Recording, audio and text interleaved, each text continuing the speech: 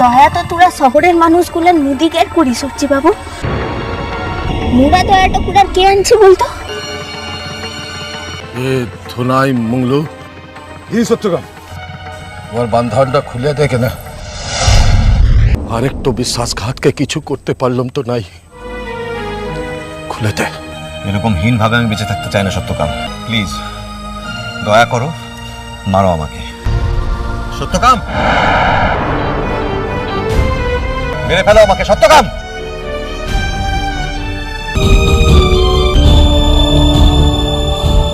তোরা যা কিনে মোর বাঁধনটা খুলে তো দিতে পারবো।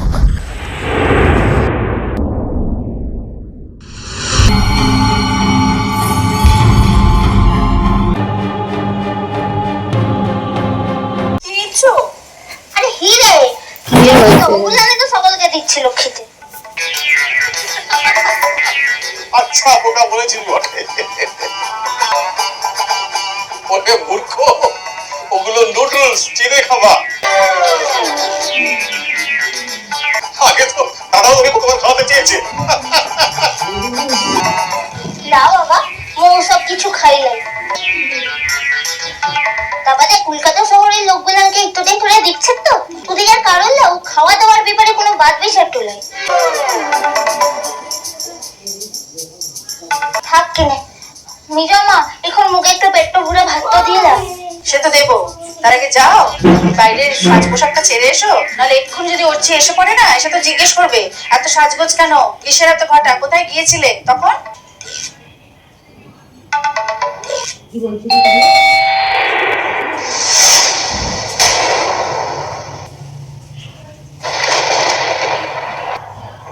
যা যা যা।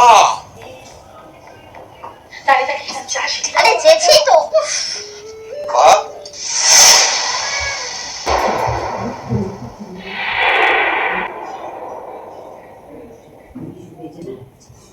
বাহ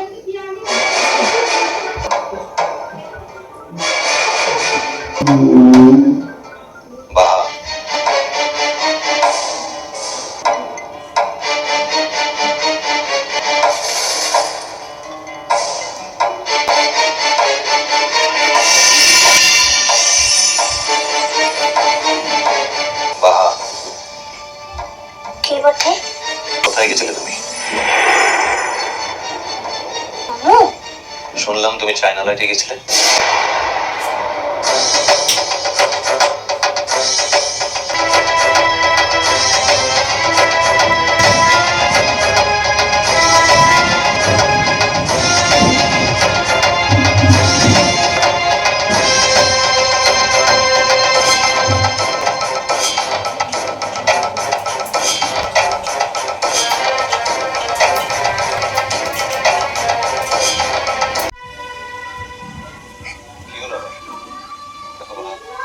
যেতে তো আমাকে হবেই।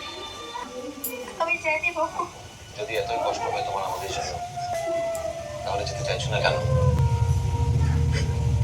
তুই সাবধানে থাকিস কিনে। তবু তুমি যাবে না, তাই তো? এতদিন ভাবতাম তুমি আমার অনেক ক্ষতি করেছো,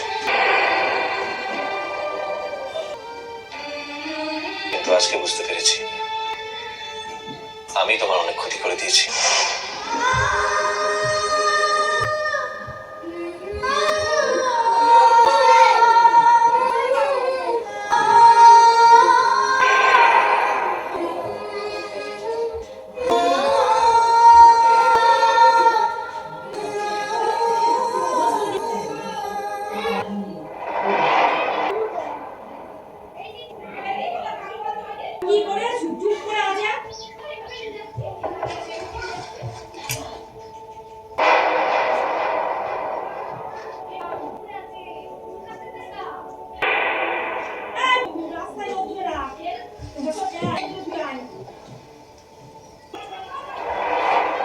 আমারটা পাল্টে লিখে নে। সে না হয় পাল্টে নেব, কিন্তু দাগটা তো থেকেই যাবে। আমি আমি ইচ্ছা করে কিছু করি নাই। আমি কি সেই কথা একবার বলেছি? তুই যদি আমাকে একটু সময় দিস তাহলে ওটা আমি ধুয়ে দেখি নে। না থাক, এটা আমার কাছেই থাকবে।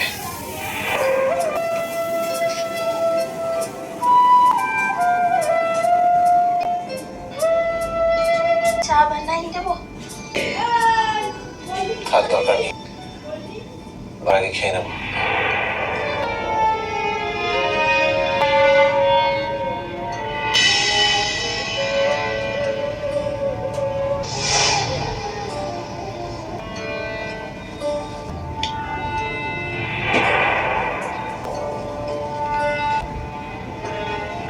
আমি চলে যাচ্ছি বাবা। আমি যাওয়ার আগে তোমার কিছু বলার নেই?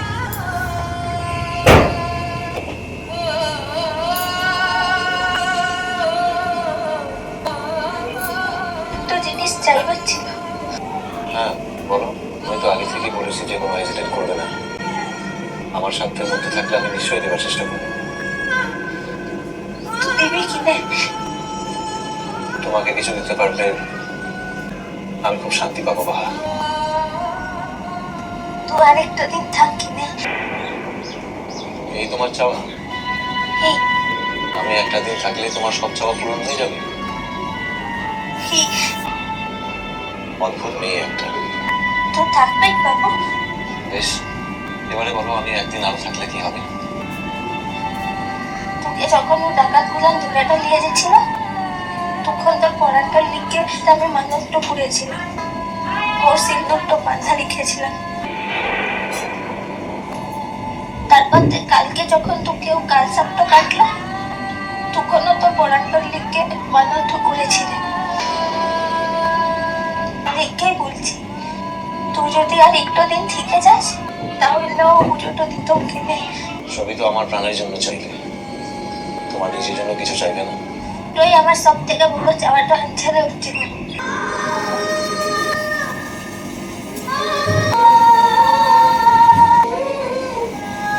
শুধু একটু দিনই চাইছি না বাবু তোর কাজটাতে, শুধু একটু দিন।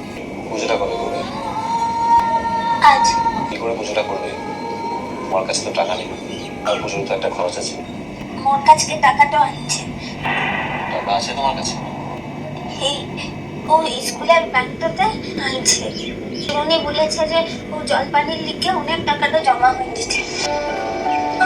জলপানির টাকা তোমাকে পুজো করাতে খরচ করার জন্য দেওয়া হয় না। সেটা জানা যে মোর কাছে আর টাকাটা আসবে কি? আর যদি আমি বলি যে পুজোর সব খরচ আমার? নিজের মনত তো নিজের খরচাটাতেই করতে হয় রে হচ্ছে বাবু। আমার কাছ থেকে টাকা না নেওয়ার একটা আশ্চর্য চুক্তি তোমার। তার লিখে নয় রে বাবু। বুঝেছি। তুই গুসাটা করিস নাই।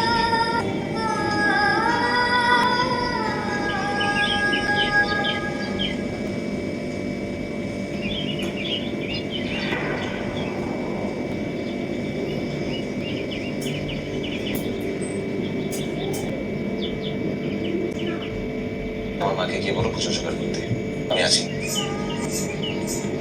থাকবি বাবু? তুই খালি থাকবি? তাহলে আমি যাই কিনে ও মা না ওটাকে খবরটা দিতে হবে। গাছগুলার লোকগুলার মিলে তো পূজা জোগাড় করবে কি? যেন পুরো পৃথিবীটা জল করে এসেছে এমন আনন্দ হচ্ছে। হ্যাঁ তো আমার তো বোঝাই কাউকে।